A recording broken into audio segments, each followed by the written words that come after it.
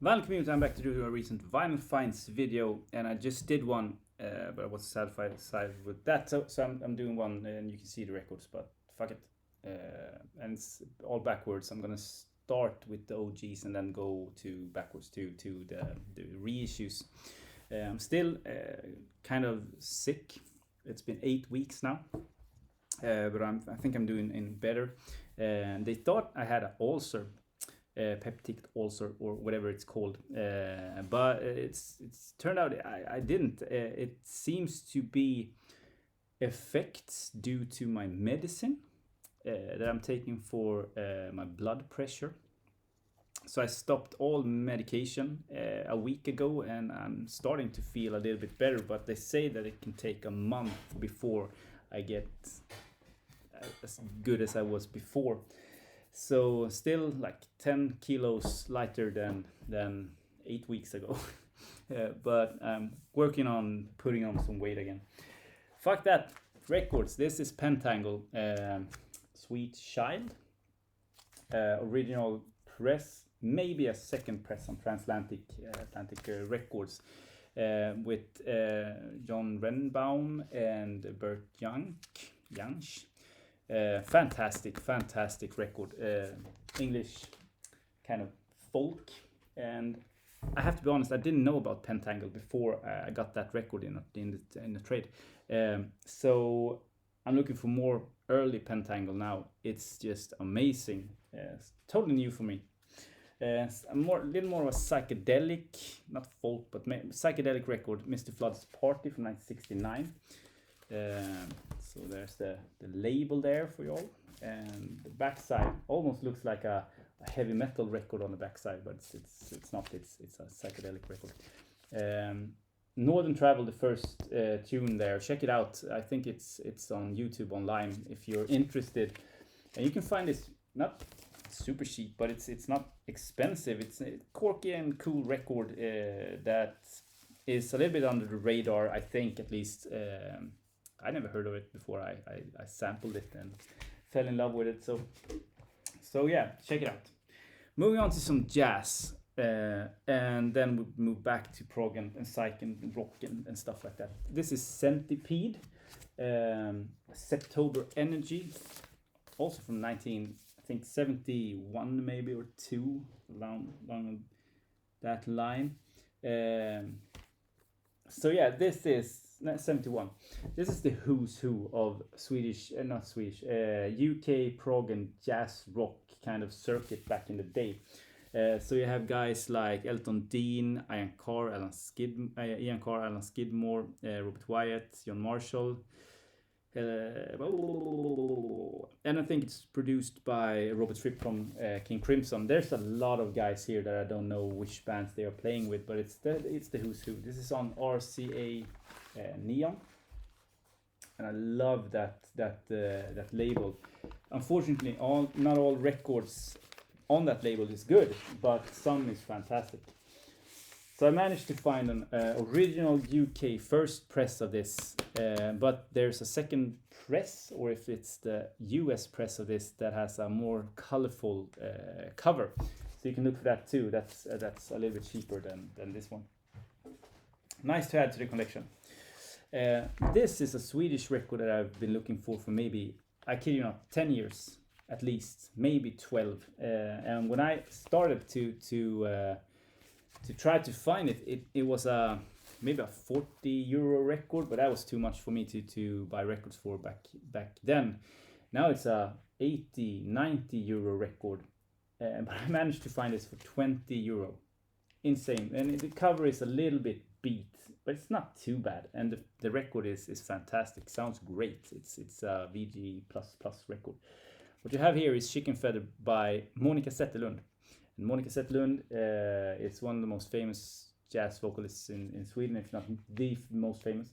But you also have Steve Kuhn on this one, and Swedish Radio Jazz Group, which is, amongst others, Lennart Åberg, Rune Gustafsson, Bengt Hallberg, Georg Riedel, Bosse Broberg. So the who's who. And SR Records, this label here, SR stands for Swedish Radio Records. So this is a governmental produced and paid for kind of record. So a government record, a little bit more funky, not funky, but it's a little bit more. I love Monica Zetterlund's 60s stuff, 50s and 60s stuff are good in my opinion. They are good, but this one is one of my, if not the most her best record in my opinion. That's why I've been looking for it for so long, and for 20 euros, man. Okay, so these next ones I bought from the same seller, and a guy, actually a store in Stockholm, and this is Globe Unity with Alexander von Schlippenbach. I think that this is the first one from 1968 that he called Globe Unity, and then later on the group was called Globe Unity, but I can be mistaken. It's a improvisational kind of, or not improvisational, but free jazz by the German elite back in 1968. So you have Manfred Schuff, Peter Brötzmann, Wilhelm Brücker, Günther Hempel, Peter Kronwald, and Schlippenbach. But there's a lot of guys, a lot of other guys here also, but that's the guys that I can remember. It's recorded in 1966, December 1966 it says, but it's released 1968. This is 1973 French reissue that I have in my hands, a little bit cheaper than the original press. Sounds great. Music-wise, it's insane. I mean, it's a free jazz big band record, and it's just so damn noisy, but it's awesome. And the only thing I can like connect this to with any other record that I have is GL Unit, the Swedish free jazz big band free jazz record that I have in my collection. Other than that, I don't know what to connect that to, because it sounds like nothing else, and it's 1966. It's mind blowing. But the same guy, I found this, and this was on my want list because Brötzmann material, when I found Brötzmann back in, I don't know, when I joined the VC, so 10 years ago now or something like that, I listened to a lot of stuff, and I want listed the stuff that I thought was really, really good. So this has been on my want list for forever. It's called, often cited as FMP 0130, but a lot of guys is just calling it Brötzmann, Benink and Van Hove, or Brötzmann, Van Hove and Benink. So there's the label there on FMP Records, and Van Hove on the inside and Benink on the outside. Drums, piano, and saxophone, but a lot of other stuff. I mean, especially by Han Benink, drums, rhythm box, self-made clarinet, homemade junk, and you have alt, tenor, baritone, and bass saxophone by Brötzmann. This is a fantastic free jazz record, and I urge everyone that likes that sort of genre and that sort of jazz to check it out. It came also with a pamphlet, and the record is the original first press from 1970, German first press from 1973. But this one is sort of commercial for other FMP records, and this starts in 1973 and goes all the way to 77. So maybe this should be in the next record, but it was in this one, so I'm keeping it there. Because it's kind of cool. But the next one, and last one that I bought from that same seller is Ein halber Hund kann nicht pinkeln, which just translates to a dog can't take a piss, by Brötzmann and Benink, 1977. This is almost better, but it's fantastic. I bought the reissue on Fuego Records when I was in Hamburg a couple of years ago, or 3-4 years ago. Time flies. And I love it. Played it a bunch of times. so when he had an original first press of this from 1977 on FMP, I didn't hesitate because the price was right, and I know, you know, everything just added up, and I actually haggled a little bit also to get it down, because I bought all those 3 records, and they wasn't expensive, but they weren't cheap. So glad I have those. And the last one in the sort of jazz pile is George Russell Presents the Esoteric Circle from 1969. Let's say 69. And I don't know how much. I mean, I'm not a guy who knows everything about George Russell. I have a compilation I got from Anders many moons ago. 71. But other than that, I'm not too familiar with George Russell. Now, the guys playing on this one, because it's produced by George Russell, but the guys playing on this one is Jan Garbarek, Terje Rypdal, Jon Christensen, and Alrik Andersson from 1971. I mean, that's the Norwegian super group, the elite of Norwegian jazz. And I think at least in 1971 they are at their peak, their prime, playing wise. So you can just, I mean, it's a great record, and it's taken me some years to find this, and it's not like super expensive, but they always overprice this when it ends up in the store. So I think I got it for like 15 euros or 20, and maybe you have to buy it for 25, 30. First US press on the Flying Dutchman. That's all jazz, folks. Moving on to Sandy Denny. I have one other Sandy Denny record. I think it's the self-titled one. But this is the Northern Star Grassman and the Ravens, which I think is the second record that she released. But it could be the first one also. I notice now that I should have done my research better. I don't even know the year, but I think it's around the 60, 69 or 70. You have the entire group of Fairport Convention playing on this one, especially Richard Thompson, who's also producing it, along with Sandy Denny. And if you're into that sort of UK folk, this is a must-have in my opinion. It's so beautiful, so beautiful. Her voice is perfect. So check it out, at least if you're into that sort of stuff.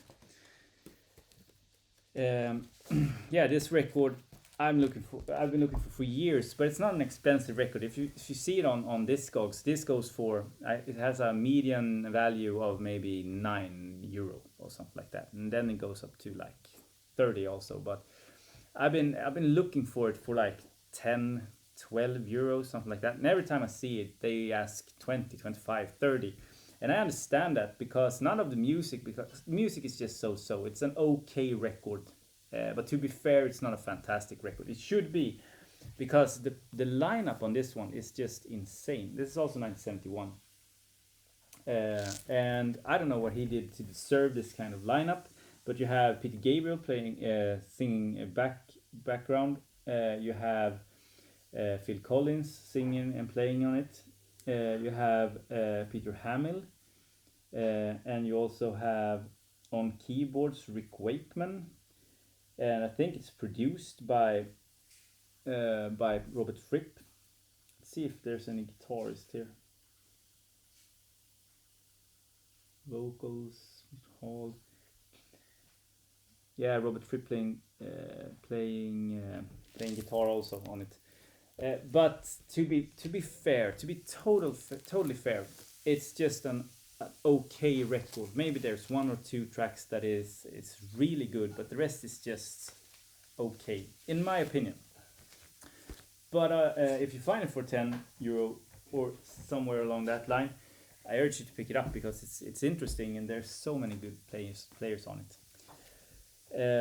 Another one, Hoover from 1969. This is a folk country drenched folk record. And it's good. It's not mind-blowing, but it's good. And I love this sort of loner, acid folk records. US in this case. I mean, how does this end up in Sweden in fantastic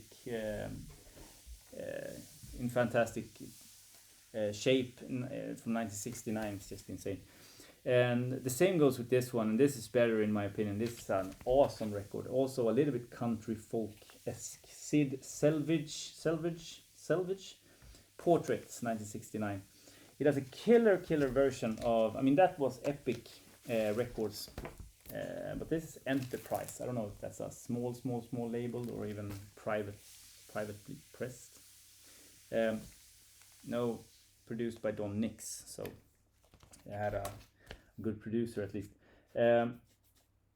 He does a version of Hashabai, which is fantastic. You know, Henry Derrick, who was in the VC before, I don't know the status, but he did a EP now with All Them Pretty Little Horses, I think one of the songs is called. Now, I did some research on that one because it's a lullaby, and many times they call it Hashabai instead of All the Pretty Little Horses, but it's the same song. He does a great kind of loner country-esque, but more hopeful than Derrick's, which is great. Derrick's is better, but this is great. Has half of the songs on this one is fantastic. The rest is good. A gong record that I've been wanting and hunting since I started collecting prog records is Comet Electric. Also 71. I think everything's from 71. But this is the 1970, I think, 5 reissue with the red lettering Caroline down. There in the matrix you have Pierre. I don't know if you're a gong fan, maybe that says anything, but it's a reissue, early reissue nonetheless. UK Virgin copy. And this is the best gong record I've ever heard. It's great. It's quirky, just as gong is, but they play their heart out on this one. Fantastic. You know, ones that seen my videos know that I'm not a huge gong fan, and the stuff I've heard is just okay. That one is good. Juicy Lucy, lay back and enjoy it. Managed to find this in pretty good condition. The vinyl is perfect. On the UK Vertigo Swirl label. I'll try to pull this out. This is, I don't think it's the most common swirl record, but it's one of the most common swirl records. And in my case, I found it with the original UK inner sleeve, and all you swirl guys knows that it's not every day that you find them with the sleeve. What's fun with this, it's a kind of a trifold that goes out to a sort of poster. So there you go, and there you go. Okay, so it's a sort of the cover goes into a poster thing. Really neat. Music wise, let's talk about the music also. It's a blues rock record, and it's an okay record. It's not super good. They do a very good version of Willie the Pimp, which is a little bit odd, but other than that the songs and the record is a heavy prog rock, heavy blues record. So not the most exciting Vertigo Swirl record I have in my collection, but it's not super expensive, and I got it for a great price. I couldn't just leave it there, so I'm looking for the other. I think this is the second record by them, and I'm looking for the first one now, just to seal the deal. And rest is the reissues, but I'm still I'm gonna top this off with the best record I've heard in maybe all year. Of all records, this is a reissue of an old record, so all year. But first, Long Gone Before Daylight from 2003 by the Cardigans. This is a 2019 reissue, European reissue of this. the best sounding record in my collection. It has to be. It sounds fantastic. The acoustic guitar on You're the Storm. It's mind blowing. The record this is a little bit of a pop masterpiece. One of the best Swedish records ever recorded, in my opinion. And I remember I talked with Anders about that, but I don't think he had an original press by then. Maybe he had it on CD. Like it. I bought the latest Bright Eyes record also, and I have to say this is not my favorite Bright Eyes record. But then again, all the Bright Eyes records I bought when it came out, and I think I started with Casadega. I didn't think they were good, but then it just keeps on growing on you. And the latest one, Firewall, whatever it was called, now I think that's a brilliant pop rock record. But when I bought it, I just thought like it was noisy and unfocused and stuff like that. Reissue Arsarshel, I don't know how to pronounce that, but this is Steve Hillich's first band, I think, 1970. A psychedelic rock masterpiece. This is fantastic, and I'm looking so much forward to finding this in early press or original press, but it will take me some time to do that. Now, the last record I'm going to show you, and the one that I'm recommending the most, I'm looking for an original press of this, and it's going to cost me a half of an arm and my wife, probably. And I don't know if it's going to be worth it, but then I'll have the record at least. This is the reissue of Susanne Menzel's Goodbye and Beginnings. And it was originally released in Denmark in 1981, and not many copies were pressed. And as it says, in 1981, melancholic Danish synth-pop obscurity produced by Klaus Schöning, and it's just that. It's a kind of folk pop record, and it's brilliant and it's beautiful, and there's not maybe like 2 songs is just so. Rest of them is fantastic. So everyone, after you've seen this and I stopped this video, just go to YouTube and continue writing Susanne Menzel in Goodbyes and Beginnings, and check it out. The first song and the second song, you should be hooked by then. If not, you're not human being. So yeah, thanks for watching. Leave me comments if you have any, and I'll talk to you next time. Bye.